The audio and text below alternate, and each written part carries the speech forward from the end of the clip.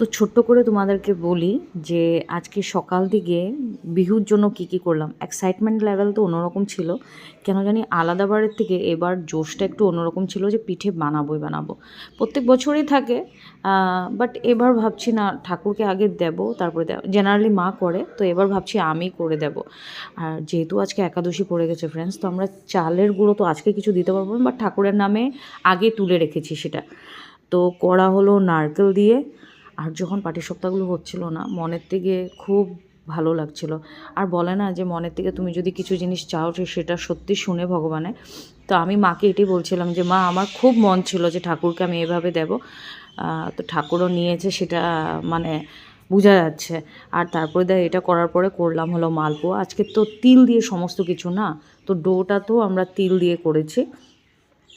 মালপোয়াগুলো বেশ ফুলকো ফুলকো হয়েছে, ময়দা, চালের গুঁড়ো, সুজি দিয়ে যার যেরকম প্রপোর্শন লাগে ফ্রেন্ডস। আর আজকাল তো ইউটিউবে প্রচুর পপুলার, আমি এখানের মধ্যে কোনো তোমাদেরকে ইনগ্রিডিয়েন্টসের মেজারমেন্ট দিতে যাব না, বাট আমি ডেফিনেটলি যেভাবে এনজয় করেছি, কিছু মার থেকে কিছু ইউটিউব থেকে সমস্ত কিছু করে, তো এগুলো পিঠে আমি তৈরি করেছি। আর আস্তে আস্তে সমস্ত কিছু